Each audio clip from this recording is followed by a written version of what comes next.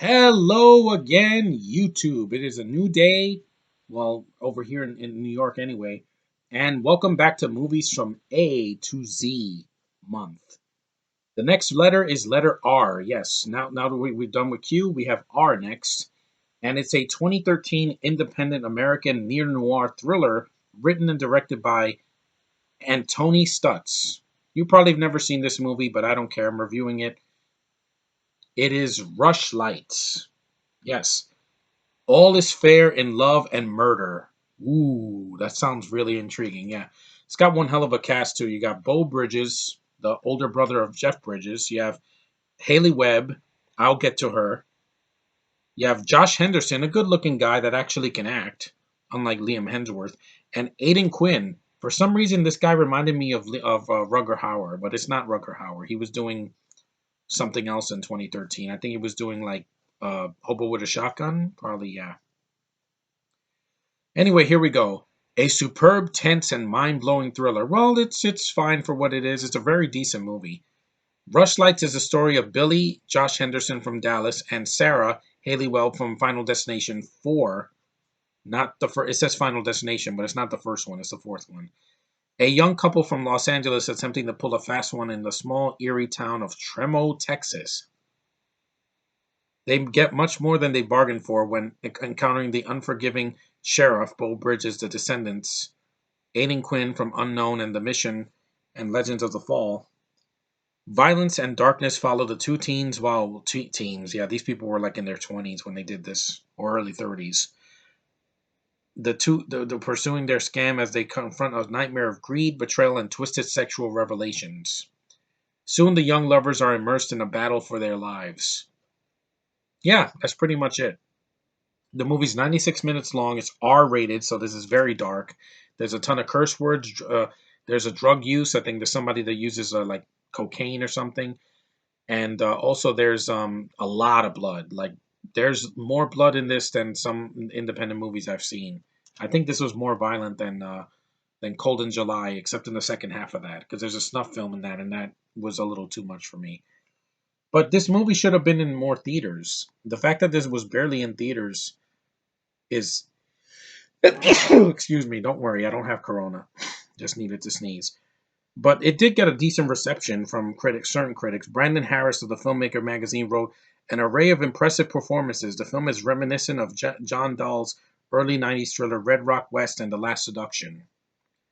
Patrick Washington said, "Rushlight's one of the best thrillers I've seen. The thriller's 4 out of 5 stars rating, packed with genuine surprises and emotion." Yeah, the two leads are really good together. I'll get to that. Stutz' direction is clear and sharp. Yeah, there were also some negative reviews. Neil Genslinger said, "When it comes to film plotting, too many twists results in an annoying tangle, and there are too many twists in Tony Stutz' uninvolving Rushlights." I disagree with that. The movie's not that twisted. This is not an M. Night Shyamalan movie. You know what you're getting when you're getting a thriller. I thought this was an action movie because he has a gun, but no, it's a thriller. But I'm still not disappointed with it. And yeah, I forgot to mention that it says, yeah, two delinquent young lovers from the suburbs of Los Angeles traveling to a small town claiming the inheritance of a dead friend. The teens, even though these people are way older than teenagers, haunted by their dubious past, wind up in the nightmare of greed and betrayal as they encounter the twisted underworld of Tremel, Texas, population 2,870. Wow, that's nothing. But yeah, there's a lot of good things in this movie. The two leads have amazing sexual chemistry. Like these two, as soon as he meets her in the diner and they start talking, the very next scene they're like kissing each other and they're all over each other. I'm like, yeah, they're a young couple that knows what they want, and I like that. I respect that. They're not perfect, but they're very likable together. Bo Bridges is a good sheriff. I like him in the film. Aidan Quinn is good in the film. There's other people in the movie as well. Joe McKinnon Miller is also in the well. No, he's the probably the worst actor in the movie. He's the British guy who abducts Haley Webb and tries to have sex with her. And yeah, she has very sexy underwear on. Now, let me say that right now. Haley Webb is basically the American Evangeline Lilly. She's got dark hair. She's gorgeous. She's got a soft voice. Can act. When she cries, it's really really convincing. And she has a badass scene where She's trying to seduce Marino. This is the guy, right? No, no, that's not Joel McKinney. He's not the guy. It's I think it's Crispin Belfrager or wait, let me see. No, it's not that guy. Aiden Quinn, Lorna Raver. No, that's a woman. Yeah. Hold on. I'll check who the guy is on IMDb.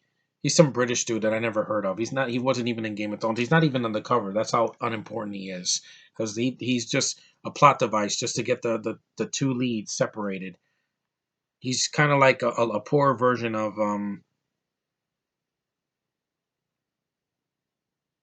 Is it this? Yeah, it's Crispin Belfrag as Eddie Romero. You casted a British dude to play Hispanic. Yeah, that doesn't make any freaking sense. Unless you're Alfred Molina, that doesn't work. This is his boring ass face. Look at him. Looks like a serial killer.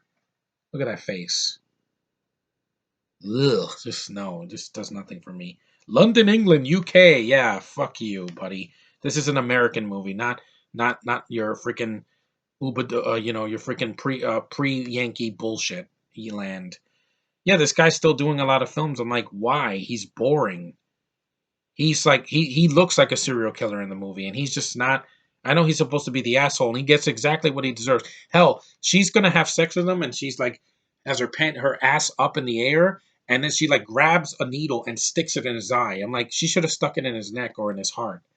But that's a pretty badass scene. I'm like, that's more empowering than anything in Woke Angels or in the Black Christmas remake, where the girls are like, yeah, a man took advantage of me, and men have to pay, and men. No, this movie does the opposite. There's an asshole guy, and he gets what is coming to him. But at least John Henderson is not an asshole compared to him. And like I said, the couple really works in this movie because they have great chemistry on screen. Unlike the couple in After, where you want to kick them in the face or, oh, abuse is okay. No, it's not. No, it's not. It's very disgusting. And it pisses me off, too. But this film, yeah, got it in a lot of film festivals. I would have loved to have seen this in theaters because Haley Webb is beautiful. Josh Henderson's a good looking actor that actually can act. The film is shot beautifully in the desert, in the small town. The acting is fine, except for the British guy. I think he's just awful. I rewatched this movie recently, and it still makes me fun. Has fond memories from it.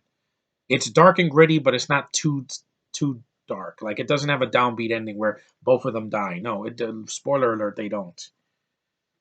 But yeah, like I said, this Crispin Belfag, whatever his name is, I don't care about him. Go away, dude. You're a waste of time, and he's barely in the movie anyway. I mean, would you rather watch that guy or this beautiful lady? Look at that.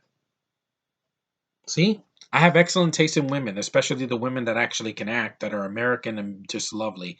Yeah, she's not a teenager. When she did this, she was like in her early 20s. Because this was 2013.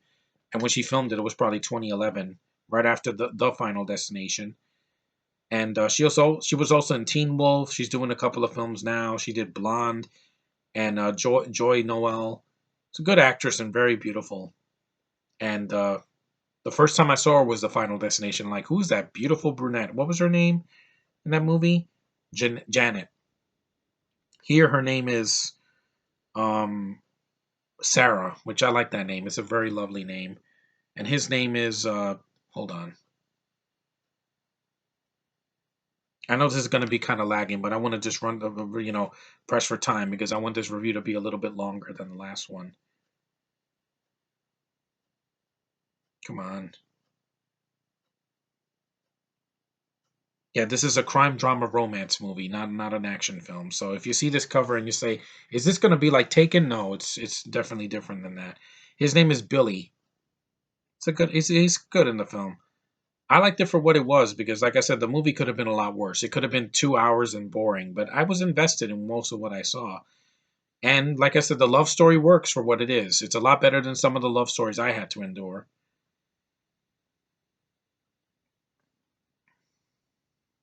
The music was fine. The score, yeah.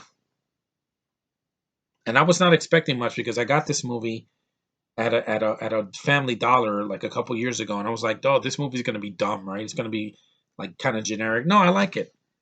It says it's a good share of action for a thriller. It may not be a chick flick, but it has a sufficient amount of romance to make a good date movie. Yeah, as long as your date can handle a little bit of violence and a woman getting abducted but not raped. She almost does, but she gets out of there, which I love that. I'm like, you want to empower a woman? Let them do it. Show, don't tell. Don't tell me this woman is badass. Show me what she can do. And Haley Webb definitely holds her own. Sexy and can kick a little ass, and I love that. It's like Jessica Biel in the Texas Chainsaw Massacre remake, where she chops Leatherface's arm off. See, it's called doing things. That's what I want to see characters do, whether they're male, female, or whatever, or alien, or a robot, or whatever. Let them do things, not just say things. But this movie is fun. If you never watched it, they have it on Vudu. You can watch it there and other places because I think this was overlooked. This is, I'm going to say it right now, I'm calling it. This is a better freaking movie than Paranoia with Amber Heard and Liam Hemsworth. That movie bored the shit out of me. It's one of the worst thrillers ever made. You wasted Harrison Ford and Gary Oldman. The action, he runs like this. Josh Henderson doesn't run like that. When he runs like a real man, with the good posture. When she runs, when she's trying to run away from freaking Romero, she's not running like this. No, she runs like a real woman does. These people act like real people. They don't act like cartoons. So that's the disc for the movie. There's an unrated version, but it's probably just a little bit longer. It's not much of a difference. This is R-rated. They don't cut anything out. Granted, you don't see Haley Webb completely naked, but hey, I'll take a panty shot and sexiness in any day. And Josh Henderson, just being completely attracted to her again. Heterosexual man likes to see heterosexual couples. There's nothing else that exists in my mind. But anyway, that's Rushlights, guys. Flaws, like I said, the villain is lame. I don't care about the villain. I think he's just forced in there as a plot. He's not even intimidating. He's just like, I'm gonna rape you. No, he's terrible. But other than that, the movie's still very entertaining. And if you've never seen Haley Webb in anything other than The Final Destination, this proves that yes, she can act beyond a horror film. But anyway, thanks for watching, guys. My next review is S, the last Dirty Harry movie I have to review for this month, Sudden Impact. I'm gonna just spoil it here, so because what's coming. Then after that, I got a couple more films, and then we're done. Then I could take a rest and relax for the month of May, the rest of May, and then June. Lockdown will be over hopefully. Hope for the God that it does, because I'm sick of this freaking lockdown, and I want to do more stuff outside because I deserve it. But anyway, thanks for watching, guys. See ya.